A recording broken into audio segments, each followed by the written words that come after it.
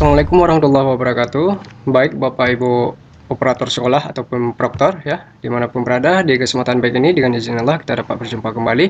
Di sini saya akan memaparkan atau berbagi wawasan ya dengan kalian semua.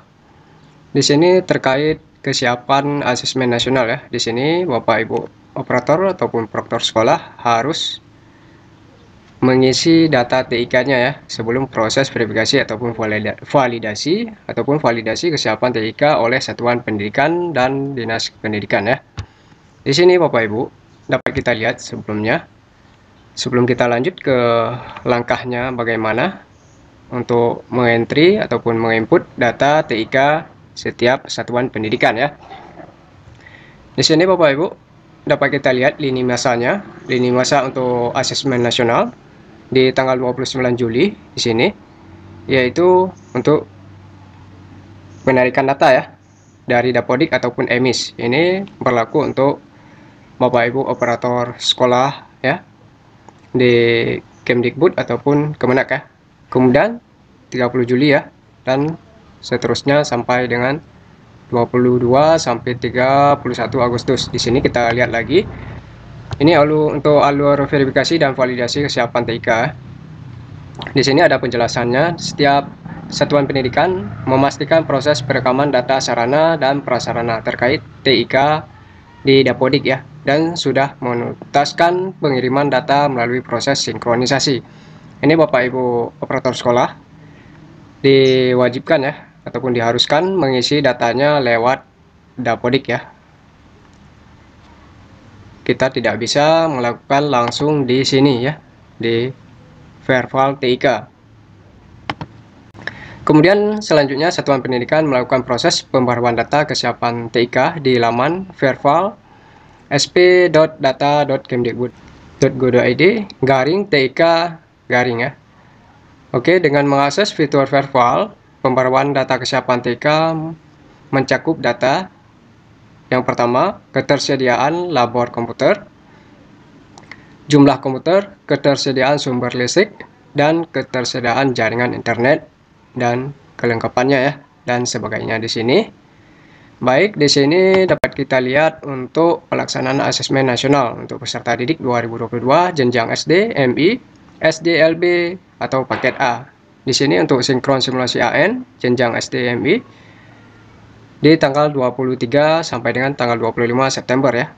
Kemudian simulasi di tanggal 26 sampai dengan 29. Kemudian sinkron ya. Sinkron simulasi yaitu di tanggal 30 sampai dengan 2 Oktober. Ini 30 September ya sampai dengan 2 Oktober. Kemudian simulasi AN di tanggal 3 sampai dengan tanggal 6 Oktober dan seterusnya di sini di tanggal 31 sampai dengan tanggal 3 November. Kita langsung ke sini. Bapak Ibu operator sekolah, setelah masuk ke verval TIK di sini, Bapak Ibu yang pertama harus dicek dulu ya sebelum kita lanjut ke aplikasi Dapodik ke sini. Bapak Ibu di sini yang pertama kali Bapak Ibu harus cek di profil sekolah ya, profil di sini. Apakah datanya sudah benar ya? Di sini kepala sekolah, kemudian operator, email dan sebagainya ya. Ini di jalan, jika sudah benar maka tidak perlu diperbaiki di Dapodik karena ini data semua sumbernya dari Dapodik ya. Kemudian di sini dapat dilihat verifikasi validasi sekolah sudah ya, setujui dinas. Kemudian satuan pelaksanaan di sini, ini penting nih Bapak Ibu. Mandirikah ataupun menumpang ya. Di sini mode pelaksanaan juga penting, ini online ataupun semi online ya. Dan di sini ada ini jumlah komputer yang milik berapa, yang bukan milik berapa ya, dan sebagainya di sini. Baik, selanjutnya kita langsung tunggu dulu. Nah, selanjutnya di sini Bapak Ibu silakan pilih di verval. Verval. Nah, di sini Bapak Ibu sudah terlihat ya. Pemilik ini sini kepemilikan lab komputer 0 ya, jumlah laptop komputer ataupun laptop klien sesuai spesifikasi milik sekolah di sini hanya 2 ya. Maka di sini kita perlu lihat dulu, jika ada penambahan maka kita perlu update ya, data terbaru ya, kita input di aplikasi Dapodik. Untuk langkah dan cara penginputannya, Bapak Ibu silahkan simak sampai dengan selesai video ini ya. Dan di sini perlu kita lihat sebelah kanan ya, di sini belum konfirmasi kesiapan TIK ya. Ini untuk TIK 2022. Nanti jika ini sudah sesuai, sudah benar datanya, maka klik di sini, kemudian konfirmasi. Oke, kita lanjut ke cara penginputan. Nah, Bapak Ibu, setelah dibuka aplikasi Dapodik, selanjutnya tugas Bapak Ibu yaitu masuk ke Sapras ya di sini. Kemudian Bapak Ibu silakan pergi ke alat dan angkutan di sini ya, alat, angkutan dan buku ya. Oke. Jika sudah di halaman ini, langkah pertama silakan Bapak Ibu pilih ruang di mana penyimpanan laptop ataupun komputer untuk persiapan asesmen nasional ya. Di sini jika Bapak Ibu disimpannya di ruang labor, jika sekolah Bapak Ibu punya ruang labor, maka di sini pilih ruang labor ya. Jika tidak ada ruang labor, maka jika disimpan di ruang guru, maka silakan pilih di ruang guru. Dan jika tidak juga disimpan di ruang guru, misalnya disimpan di ruang lain ya, ruang yang kosong ya, bisa pilih nanti buat baru yaitu ruang lainnya. Oke, di sini berhubung sekolah kami laptopnya disimpan di ruang guru, maka di sini saya pilih ruang guru ya. Nah, Bapak Ibu, jika sudah begini, maka pilih plus ini ya. Oke, tanda tambah. Dan selanjutnya, jika itemnya belum dibuat ya, ada data baru ataupun laptop baru ataupun Chromebook belum ada di sini, maka Bapak Ibu silakan pilih tambah di sini ya. Oke. Nah, jika sudah kita pilih tambah, maka selanjutnya di sini kita harus mengisi jenis sarana ya. Untuk jenis sarananya di sini Bapak Ibu silakan ketik komputer ya, komputer laptop. Nah, ini dia. Untuk jenis sarana pilih komputer laptop. Kemudian di sini untuk nama silakan sesuai nama komputernya, misalnya di sini kami ada Chromebook ya yang baru. Maka di sini kita isi Chromebook. Oke. Mereknya apa? Acer, Casio kah ya? Di sini sesuai keadaan ya. Seperti kami di sini Casio.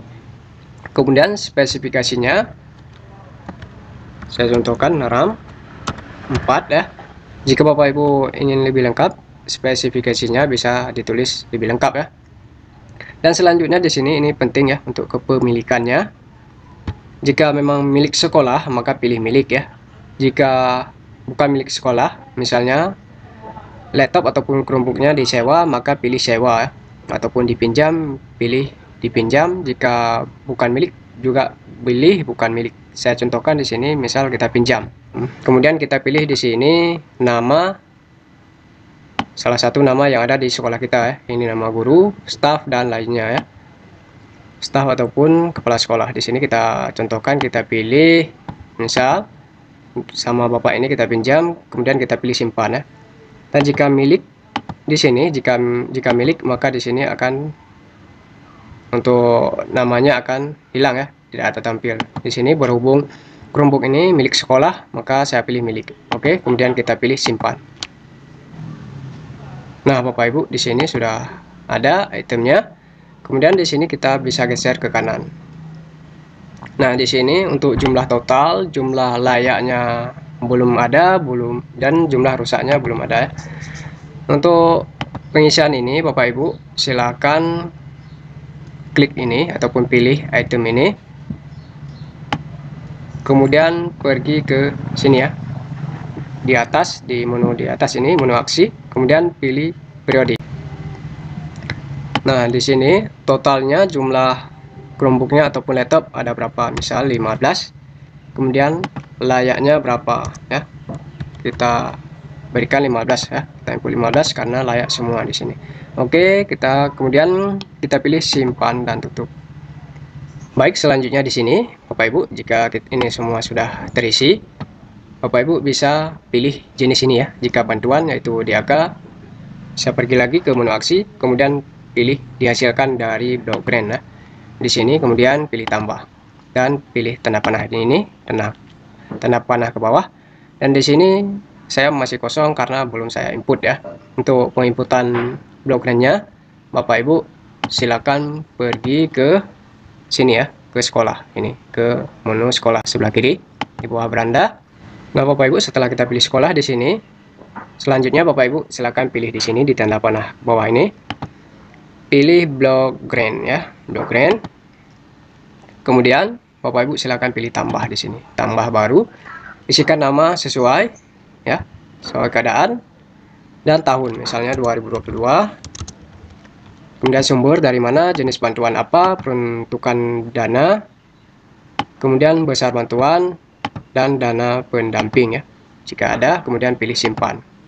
Setelah disimpan, baru kembali lagi ke sini, ke Sapras tadi, kemudian alat angkutan, kemudian pilih yang tadi ya, misalnya ruang kantor tadi, itemnya tadi, laptop ASIO Chromebook ini. Kemudian baru pilih aksi lagi, pilih blok green seperti sebelumnya, kemudian pilih tambah, dan di sini nanti akan muncul lah, baru kita pilih dan simpan. Oke. Dan setelah selesai semua ini ya, setelah selesai kita input semua, maka selanjutnya agar datanya masuk ke sini, Bapak Ibu operator sekolah harus sinkron dapodik terlebih dahulu ya. Di sini untuk sinkron dapodik seperti biasa pilih validasi terlebih dahulu ya. Validasi, pastikan semua data invalid 0 ya. Seperti biasa, setelah pastikan semua invalid 0, kemudian kita pilih di sini pengaturan, kemudian tukar pengguna yaitu kepala sekolah ya. Setelah kita isi kode registrasi dan kita sinkron, validasi sekali lagi dan kita sinkron ya. Nah, setelah kita sinkron, apakah akan otomatis masuk sini? Tidak, Bapak Ibu. Ini kita perlu verifikasi dari operator dinas ya. Contohnya ya. Nah, ini Bapak Ibu. Nanti data kita akan diverifikasi ya dan divalidasi. Jika datanya sesuai, maka nanti akan disetujui oleh dinas. Jika setelah disetujui, baru datanya masuk ya, sesuai yang kita input di dapodik di sini Bapak Ibu. Baik, di sini Bapak Ibu, sebelum kita akhiri di sini, Bapak Ibu silakan berikan dukungan ya dengan cara seperti biasa. Bapak Ibu silakan cari di sini akun YouTube kita ya, yaitu akun YouTube Mukhtar Syahjud. Kemudian di sini Bapak Ibu silakan berikan dukungan berupa subscribe ya, dan di like, di share, dan diaktifkan lonceng notifikasinya. Dan di sini banyak informasi-informasi penting yang perlu Bapak Ibu ketahui ya. Di sini bisa dilihat sendiri. Oke, di sini saya ucapkan terima kasih buat kalian semua yang telah sedia mendukung channel ini dari awal sampai saat ini dan seterusnya. Selamat menjalankan aktivitas kembali dan semoga saja kita dapat berjumpa lagi di lain kesempatan. Akhir kata di sini saya mohon pamit undur diri. Jika ada kesalahan dan kesilapan dalam penyampaian saya, mohon dimaafkan ya. Assalamualaikum warahmatullahi wabarakatuh.